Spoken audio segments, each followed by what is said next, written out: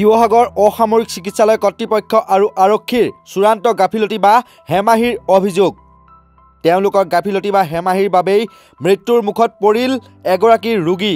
জয়সাগৰৰ জোনাকী নগৰৰ নিবাসী দয়াল ভাগৱতী নামৰ এজন ব্যক্তিক যোৱা 19 জানুৱাৰীত ভৰ্তি কৰোৱা হৈছিল শিৱসাগৰ অসামৰিক চিকিৎসালয়ত।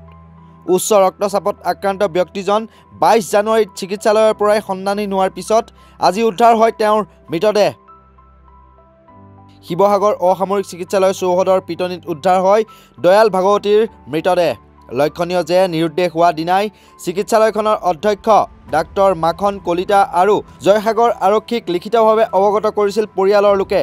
পৰিয়ালৰ লোকে চাব বিচাৰিছিল চিকিৎসালয়খনৰ চিচি কেমেৰাৰ ফুটেজসমূহো, কিন্তু চিকিৎসালয় কৰ্তৃপক্ষই চাবলৈ নিদিলে সেইসমূহ চিচি কেমেৰাৰ ফুটেজ। ইপিনে আৰক্ষীয়েও চিকিৎসালয়ৰ পৰাই সন্ধানহীন হোৱা ৰোগীজনৰ সন্ধান উলিওৱাৰ ক্ষেত্ৰত দেখুৱালে চৰম হেমাহি। উপায়হীন হৈ পৰিয়ালৰ লোকে কালি সন্ধিয়া পুনৰ চিকিৎসালয়ত উপস্থিত হৈ চিচি কেমেৰাত আবদ্ধ ফুটেজসমূহ চাব বিচাৰে। চিচি কেমেৰাত ধৰা পৰে ব্যক্তিজন। ৰোগীজন চিকিৎসালয়ৰ পিছফালে যোৱা দৃশ্য প্ৰত্যক্ষ কৰে চিচি কেমেৰাত। ইয়াৰ পিছত আজি চিচি কেমেৰাত আবদ্ধ দৃশ্যৰ আঁত ধৰি চিকিৎসালয় চৌহদৰ পিছফালে বিচাৰি থাকোঁতে উদ্ধাৰ হয় দয়াল ভাগৱতীৰ মৃতদেহ। পৰিয়ালৰ লোকৰ অভিযোগ, পৰিয়ালে বিচৰা মতে সন্ধানহীন হোৱাৰ দিনাই চিচি কেমেৰা চাবলৈ দিয়া হ'লে ব্যক্তিজনক জীৱনতে উদ্ধাৰ কৰিব পৰা গ'লহেঁতেন, কিন্তু চিকিৎসালয় কৰ্তৃপক্ষই কৰা গাফিলতি, আৰক্ষীৰ গাফিলতিৰ বাবেই আজি মৃত অৱস্থাতহে পোৱা গ'ল বুলি শোকত ভাগি পৰিছে পৰিয়ালৰ লোক। ইপিনে অভিযোগকাৰীৰ কথাত গুৰুত্ব নিদি তাচপাত খেলাত ব্যস্ত থকাৰ অভিযোগ শিৱসাগৰ আৰক্ষীৰ বিৰুদ্ধে। ৰোগীৰ ক্ষেত্ৰত দায়িত্বহীন হোৱা চিকিৎসালয় কৰ্তৃপক্ষৰ বিৰুদ্ধে কঠোৰ পদক্ষেপ লোৱাৰ দাবী জনাইছে পৰিয়ালৰ লগতে বীৰ লাচিত সেনাই। আপোনাৰ 19 তাৰিখৰ দিনা তেখেতৰ প্ৰেছাৰ ষ্ট্ৰক হৈছিলে। প্ৰেছাৰ ষ্ট্ৰক হোৱাৰ কাৰণে আমি ইয়াতে এডমিট কৰাইছিলোঁ। মই নাছিলোঁ, মোৰ মা আৰু দাদাহঁতে ইয়াতে এডমিট কৰাইছিলে। তেখেতে দুদিন আছিলে। যোৱা 22 তাৰিখৰ দিনা তেওঁ 4:06 বজাত ইয়াৰ পৰা হস্পিটেলৰ পৰা ওলাই গুচি গৈছিলে।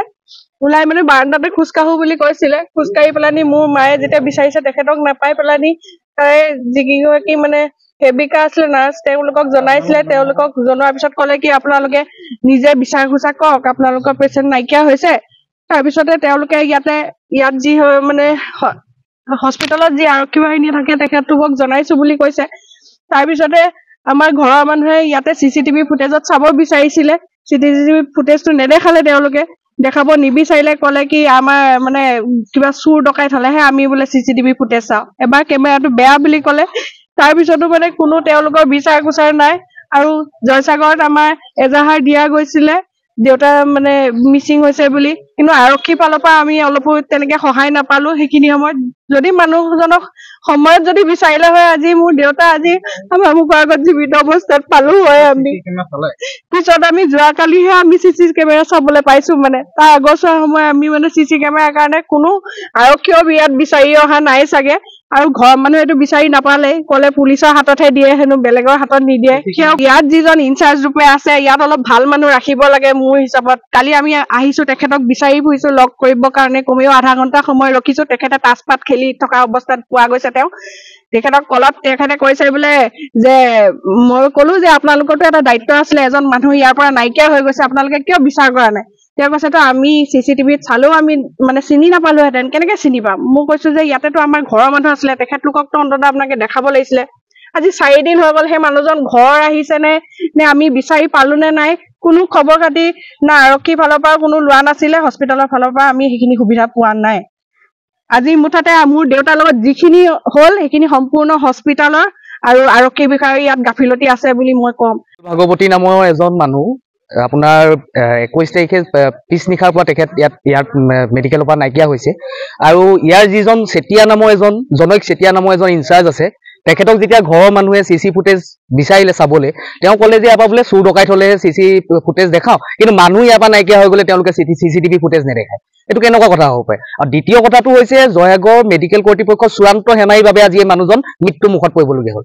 চূড়ান্ত হেমাহি কৰিছে। আৰু জয়সাগৰ আৰক্ষীক এজাহাৰ দাখিল কৰাৰ পিছতো তেওঁলোকে কোনো গুৰুত্ব নিদিলে এই বিষয়টোৰ ওপৰত। ইয়াৰ ওপৰত আমাৰ প্ৰশ্ন আছে। আৰু আমাৰ প্ৰথম কথা হৈছে ইয়াত উচিত তদন্ত হ'ব লাগিব।